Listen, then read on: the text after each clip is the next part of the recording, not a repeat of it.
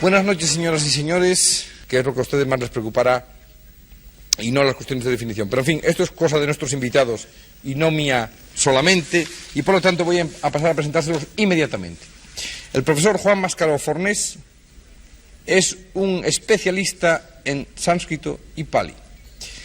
Es profesor, es traductor, su biografía yo la tengo aquí conmigo, su currículum es largo, extenso, intenso.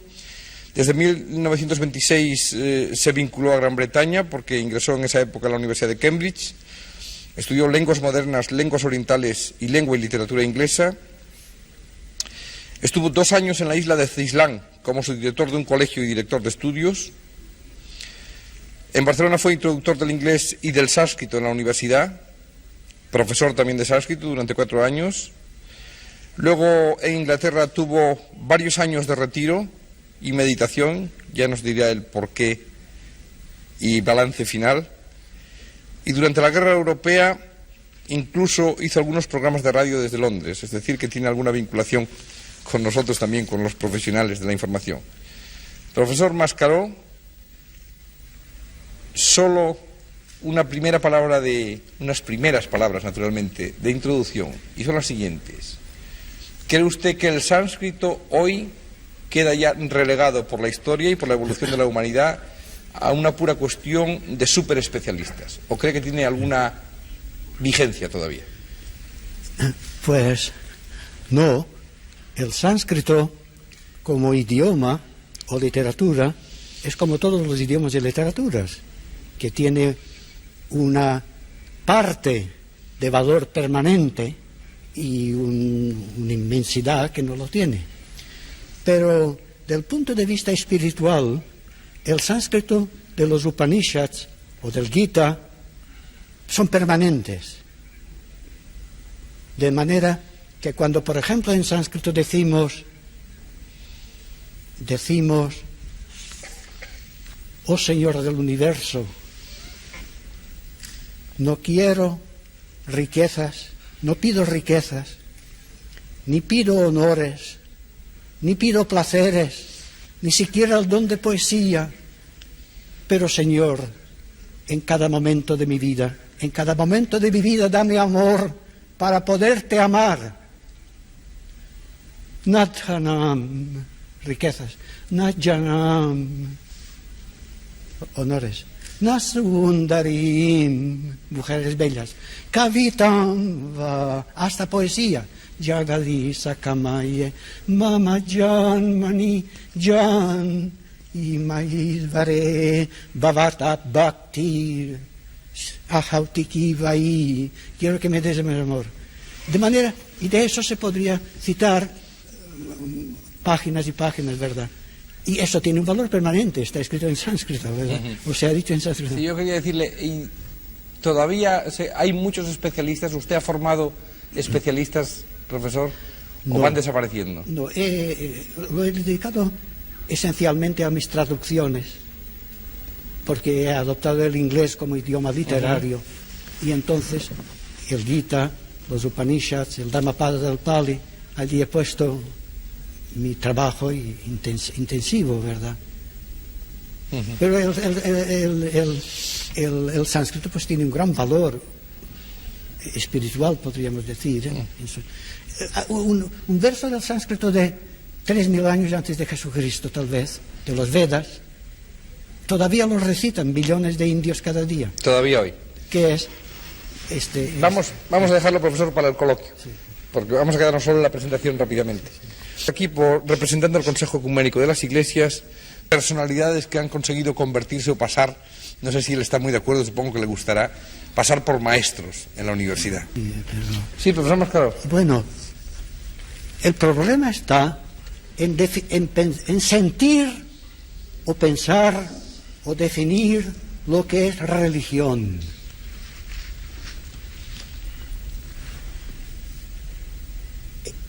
Es decir, la esencia de la religión, como la siento, se radica en 2 cosas: el ser y el amar. Estas 2 cosas se sienten. son casi indefinibles. Entonces, la religión es cosa del porvenir en cada uno de nosotros. Yo estoy rezando, esperando que un día sabré lo que es religión. Pero ahora, si la Inquisición viniera aquí y eso, pues tal vez me llevarían a la hoguera. No. La religión es un sentimiento y por lo tanto se ha de sentir. Es como el gusto de un vino. Y la religión es poesía, esencialmente, como el universo es poesía. El universo de la ciencia no es poesía, es la prosa. La ciencia es prosa. La religión tiene prosa también, que llamamos teología, la gramática. Pero es el vidente. Primero el vidente siente, después viene el teólogo a expresar. Viene el gran poeta, que ahora celebraremos sus fiestas. Viene Jesús. Cada palabra de Jesús es eterna. Su poesía, porque es inmensa. Y esto tiene un valor infinito. Lo mismo pasa con los musulmanes, por ejemplo, con los sufíes. Jalaluddin Rumi es eterno, universal. Y hay tanto que hay que decir. Vamos a ver, vamos a ir por partes para no acumular conceptos. Claro. Profesor Meslén. No. Lo que quisiera es casi una pregunta, un problema que me preocupa mucho y que podría ser que los jóvenes, y entre ellos yo que me considero joven de espíritu, tal vez tengamos nuestro problema. Toda la religión elevada nos da amor. Toda religión elevada nos da un sentido del ser, del universo, llamado Dios, que lo tenemos dentro, lo sentimos. Pero después de estos sentimientos, y eso, han venido las religiones, y han venido las iglesias, y ha venido la iglesia católica, la iglesia protestante, la iglesia antirreligiosa de Rusia, que también es una religión, un anti, pero ellos habrán pensado lo siguiente: en 1914 unos millones de cristianos de Inglaterra y de Francia y otros millones de cristianos de Alemania lucharon y se mataron unos contra otros. ¿Y qué hicieron las iglesias de los dos? Los obispos ingleses rezaban por el triunfo de Inglaterra, los obispos alemanes rezaban por el triunfo de Alemania. Y entonces los chicos, los jóvenes, se preguntan: ¿qué hacen las religiones? ¿Qué fe es esta? ¿No deben las religiones hacer un público arrepentimiento de sus equivocaciones?